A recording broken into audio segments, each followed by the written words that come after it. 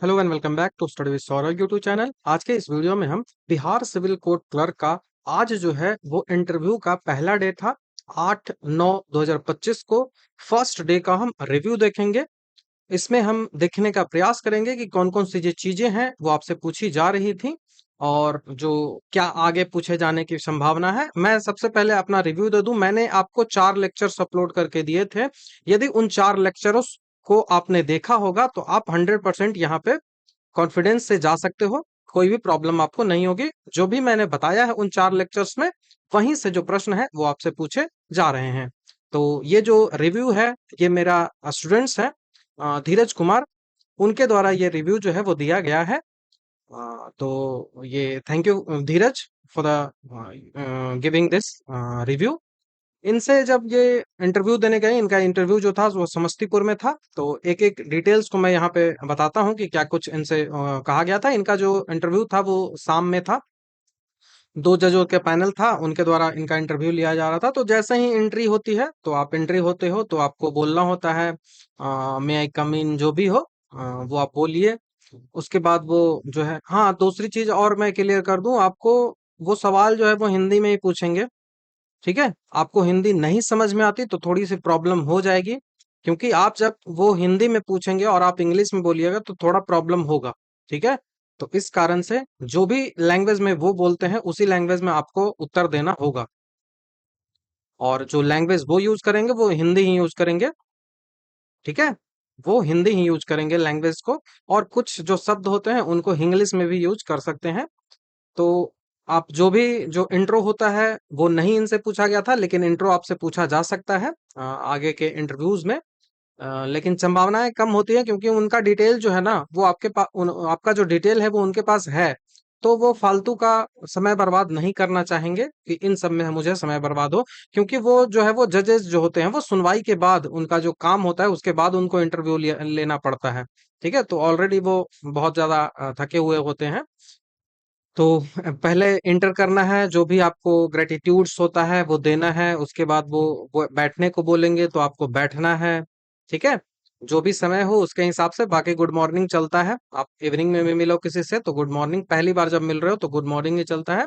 लेकिन यूजुअली इतना इंग्लिश सीखने की जरूरत नहीं है, आप गुड इवनिंग भी कह सकते हो। ठीक है, उसके बाद ये बैठना था तो बैठ गए। उसके बाद इन्होंने एनओ से दिया था, एनओसी की कॉपी इन्होंने दिया था, तो उनको पता था कि ये जॉब में है। तो इनसे जॉब से रिलेटेड क्वेश्चंस पूछे गए हैं। आपको मैंने बताया था कि जॉब यदि करते हो तो आपको जॉब से रिलेटेड क्वेश्चन पूछे ही जाएंगे।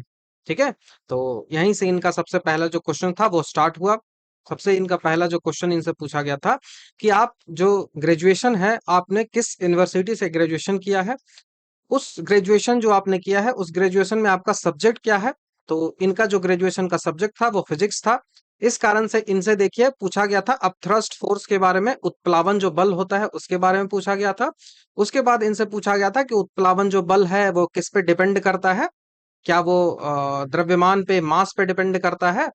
ऐसे करके पूछा था कि वो किस पर निर्भर करता है, द्रव्यमान पर या फिर वॉल्यूम पे, मास पे या फिर वॉल्यूम पे डिपेंड करता है, ये उनसे पूछा गया है। तो आपको जो भी आपका पेपर हो उस पेपर का बेसिक सा क्वेश्चन, ऐसा नहीं है कि आपसे गॉस लॉ पूछ लिया गया है, फिजिक्स आपने लिया है तो नहीं, गॉस लॉ आपसे नहीं पूछा जा रहा है। आपसे सिर्फ और सिर्फ बेसिक सा सवाल, उत्प्लावन बल क्या है, थ्रस्ट फोर्स क्या है, वो आपसे पूछा जा रहा है। तो आप इसको तैयार रखोगे ग्रेजुएशन पेपर का। जो भी मैंने वीडियोस में बताया है उतना फॉलो कर लो। मैं फिर से रिपीट कर रहा हूं, उतना आपके लिए काफी है। 4 वीडियोस हैं, 1 घंटे के आसपास का होगा, चारों वीडियोस को मिला देंगे तो उतना काफी हो। ठीक है, ये जॉब में थे पहले से, जो वाटर रिसोर्सेज डिपार्टमेंट है वहां जॉब में क्लर्क के रूप में ही जॉब करते थे। तो उनसे पूछा गया कि आप जो इस जॉब में आ रहे हैं तो उस जॉब का पे लेवल क्या था कि आप इसमें आने का प्रयास कर रहे हैं। तो मान लिया कि आप ग्रुप डी में हैं, तो ग्रुप डी से आप जा रहे हो तो आपके लिए अपॉर्चुनिटी है, क्योंकि पे लेवल उसका कम है और इसका पे लेवल ज्यादा है। तो सबसे अच्छा की जो है वो पे लेवल अच्छा है, तो इस कारण से हम आ रहे हैं। दूसरी कि हम दूसरे स्टेट्स में रहते हैं, तो दूसरे स्टेट से हम अपने स्टेट में आने की कोशिश कर रहे हैं ताकि फैमिली का भी अच्छे तरीके से ध्यान रख पाए। तीसरी की जो है वो जुडिशरी सिस्टम में हम जो है वो अपना सेवा देने का जो है वो अवसर मुझे मिल रहा है। तो ये सब 3-4 जो शब्द हैं जो आप बोल सकते हो उनको, जब आप जॉब में हो तो। बाकी आपको जॉब से रिलेटेड सवाल पूछे जाएंगे कि आप जो पोस्ट, जैसे इनसे पूछा गया कि आप क्लर्कियल पोस्ट पे वहां काम करते हो, तो उस क्लर्कियल पोस्ट के काम को यहाँ पे कैसे यूज कर पाओगे आप कोर्ट में, आपको ये बताना है। तो आप जैसे भी ग्रुप डी में देखते हो, तो ग्रुप डी का क्या है, तो उसका तो यूटिलाइजेशन उतना है नहीं यहाँ पे। आप ट्रैक मेंटेनर क्या ही यूटिलाइजेशन एज ए क्लर्क वो कर पाएगा। बाकी यदि आपसे कुछ है उस तरह का, तो वो सवाल आ सकता है। बाकी ये केवल और केवल एक स्टूडेंट्स है उसका रिव्यू है, ठीक है। बाकी जो मैंने बताया है ना, पूरा का पूरा आपको वीडियो का जो लेक्चर है, 4 के 4 लेक्चर, वो देखिएगा, पूरा आपका कंप्लीट हो जाएगा। उससे अधिक आपसे कभी नहीं पूछा जाएगा।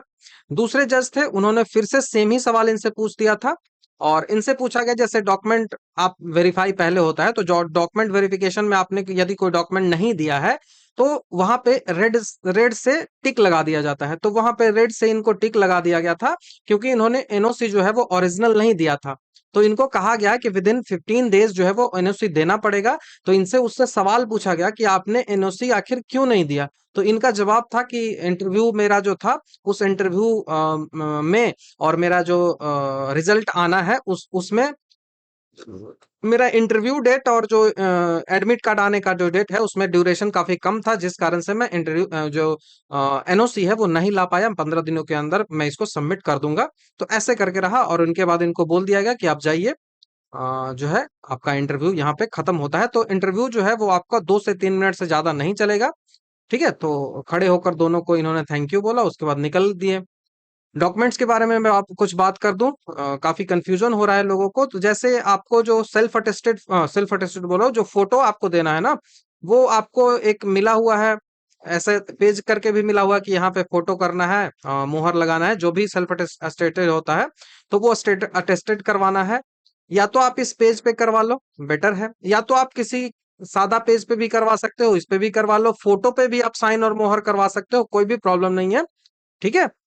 कोई भी इसमें प्रॉब्लम नहीं है आपसे उतना ज्यादा, मतलब स्ट्रिक्टली ऐसा नहीं है कि आपको वही जो फॉर्मेट दिया गया है उसी फॉर्मेट पे करवाना है, आप कैसे भी करवा सकते हो। लेकिन आप जहां करवाने जाइएगा ना, वो फॉर्मेट खोजेंगे। यदि आपका वहां पे सेटिंग नहीं है ना, तो वो फॉर्मेट खोजेंगे कि ऐसे ही मैं कैसे कर दूं। तो बेटर कि यहाँ पे करवा लो, यहीं से काम चल जाएगा, जो भी आपको मिला हुआ है। तो वो फोटो जो है वो जो अटेस्टेड हो, वो आपको करवा लेना है, ठीक है। और जो भी आपका डॉक्यूमेंट्स होना चाहिए, यदि आप रिजर्वेशन लेना चाह रहे हो, तो आपका डॉक्यूमेंट फिनेंशियल ईयर 21-22 का होना चाहिए। इट मींस कि आपका फॉर्म फिल करने का जो लास्ट डेट था, आई थिंक 10 अक्टूबर है, जहां तक मुझे याद आ रहा है, 10 अक्टूबर 2022। तो इससे पहले का आपका डॉक्यूमेंट बना हुआ होना चाहिए। इससे पहले यदि आपने डॉक्यूमेंट बनाया है तो आपका वैलिड होगा, नहीं बनाया है तो आपका वैलिड नहीं होगा, और आप जो है वो आरक्षण का जो फायदा है वो नहीं ले पाओगे। दूसरी बात, कंप्यूटर का जो आपने डिग्री दिया है, उस कंप्यूटर के डिग्री को देना बहुत जरूरी है, ओरिजिनल। ग्रेजुएशन का ओरिजिनल डिग्री बहुत जरूरी है देना। आपके पास ओरिजिनल नहीं होगा, तो आपको बताना पड़ेगा कि हाँ, इतनी जल्दी आ गया कि ओरिजिनल मुझे मिल नहीं रहा है, और उसमें 1 महीने समय लगेगा, तो 1 महीने बाद मैं सबमिट कर दूंगा, ठीक है। इंटर और मैट्रिक का तो आपके पास होगा ही, ग्रेजुएशन यूजुअली लोग नहीं निकालते हैं, तो इसको देख लीजिएगा। आप अपने हिसाब से, आपके पास प्रूफ है, उस प्रूफ को रखिएगा कि हाँ, मैंने सबमिट कर दिया है ग्रेजुएशन के डिग्री के लिए, लेकिन 1 महीना समय लगेगा, उसके बाद मैं इसको जो है वो सबमिट कर दूंगा। आप आरक्षण लेना चाह रहे हो, तो आपका रेजिडेंस भी चाहिए। रेजिडेंस कभी नहीं बदलता है, तो जब तक आपने पिछले 6 महीने के अंदर यदि आपने एड्रेस नहीं बदला है, तो आप रेसिडेंस जो है वो कभी का दे सकते हैं, कोई प्रॉब्लम नहीं है। कास्ट आपको यदि देना होगा, तो कास्ट आप कभी का दे सकते हैं, कोई प्रॉब्लम नहीं है, कास्ट कभी नहीं चेंज होता है। इनकम यदि आपको देना है, तब आपको फाइनेंशियल ईयर 21-22 का ही देना पड़ेगा। क्यों 21-22? मतलब कि 10 अक्टूबर से पहले का देना पड़ेगा, ठीक है। उसके बाद जो है वो और क्या कुछ बचता है, एनसीएल जो भी है वो सारा 21-22 का लगेगा, मतलब 10 अक्टूबर 2022 से पहले का। समझ में आया है? 10 अक्टूबर 2022 से पहले का यदि आपका होगा, इसी दिन शायद, जहां तक मुझे याद है, फॉर्म फिल करने का लास्ट डेट यही था। तो इस लास्ट डेट से पहले आपको सबमिट सारी चीजें कर लेनी है, ठीक है। अगर आपको कोई कमी रहती है, तो जैसा कि मैंने मेंशन किया कि रेड से मार्क कर दिया जाता है, तो उससे सवाल आपको, वही फाइल जो जाती है इंटरव्यूअर के पास, तो उससे आपको सवाल जो है वो पूछा जाता है। आपसे 2 से 3 मिनट से ज्यादा का इंटरव्यू नहीं लिया जाएगा। और एनओसी इनको नहीं था, तो इन्होंने ये जवाब दिया था कि एनओसी आखिर मैं क्यों प्रोड्यूस नहीं कर पाया था। तो ये मेरा टेलीग्राम चैनल है, आगे के जो रिव्यूज होंगे वो मैं वीडियो से तो नहीं कर पाऊंगा इतनी जल्दी जल्दी, मुझे उतना टाइम मिल नहीं पाता है। तो आप इस चैनल को ज्वाइन कर लीजिएगा, जो भी रिव्यू मुझे स्टूडेंट से मिलेंगे वो सारा मैं इस टेलीग्राम चैनल पे सेंड कर दूंगा, तो आपके लिए वो हेल्पफुल होगा। बाकी यही कुछ था, आपको पूरे वीडियोस जो है वो देखने हैं। मैंने कई सारे लेक्चर्स जो है वो अपलोड किए हैं, आप उन लेक्चर को देखो। ये 4 लेक्चर्स मैंने आपको अपलोड करके दिए हैं, लेक्चर 1, लेक्चर 2, लेक्चर 3, सारा का प्लेलिस्ट आपको जो है वो मेरे टेलीग्राम चैनल पे लिंक भी मिल जाएगा। यूट्यूब चैनल जाओ, पहले वीडियोस यही चारों मिल जाएंगे, तो वहां से आप इनको एकदम पूरा देख लो, ठीक है। तो ये रहा पूरा वीडियो, जहां पे हमने पहला जो रिव्यू था 8 तारीख का उसको डिस्कस कर लिया। तो आई होप कि आपको समझ में आया होगा कि क्या कुछ आपको करना है। और मैं फिर से रिकमेंड कर रहा हूँ कि वीडियोस जो 4 मैंने अपलोड किए हैं वो देख लीजिएगा, उतना इनफ है। समय बर्बाद नहीं करना है, एकदम नहीं समय बर्बाद करना है। 2 से 3 मिनट से ज्यादा का आपका इंटरव्यू नहीं होगा। फालतू के जो क्वेश्चंस जो इंटरव्यू और जो मॉक ले रहे हैं वो पूछते हैं, फालतू का जो कुछ और करवाते हैं, क्या आपको काम करना पड़ेगा, ये आखिर क्लर्क जॉब ही क्यों, ऐसा सवाल नहीं आएगा, ठीक है। It is not administrative, you are not going to do administrative job. आपको एक रूम में बैठना है बस। तो आपको काम वो सिखाएंगे, ट्रेनिंग वो देंगे, तो आपसे अभी भी क्यों जाने, अभी ही क्यों आपसे पूछ लिया जाए। और आप कोई प्राइवेट कॉर्पोरेट जॉब नहीं करने जा रहे हो कि आपसे पूछा जाएगा कि हम हमारे यहाँ ही क्यों आप आए हो जॉब करने, नहीं। दे नो डेट कि बस बेरोजगारी का ठप्पा है, उसको वो हटाना है। और आप ये बोलेंगे नहीं इंटरव्यू में, और ना वो बोलेंगे इंटरव्यू में, तो वो समझते हैं, ठीक है। तो ऐसे सवाल आपसे नहीं आएंगे। तो फिर से एक रिक्वेस्ट है कि समय बर्बाद मत करिएगा, जो भी मैंने बताया है उसे फॉलो करिए, वही आएगा। स्टूडेंट्स का जो एक्सपीरियंस रहा है कोर्ट, बिहार कोर्ट के एग्जामिनेशन को लेकर, चाहे वो एएस हो, चाहे वो रीडर हो, चाहे वो स्टेनोग्राफर हो, चाहे वो पटना हाई कोर्ट का जो एएस हो, उन सारे रिव्यूज को मैं कलेक्ट कर कर ही वो चारों को चारों लेक्चर्स जो है वो मैंने बनाया था। तो उनको आप देख लीजिएगा। तो thank you very much. Next video इसी तरह के जो है वो आते रहते हैं। तो थैंक यू, नेक्स्ट वीडियो में आपसे जल्द ही मिलता हूँ।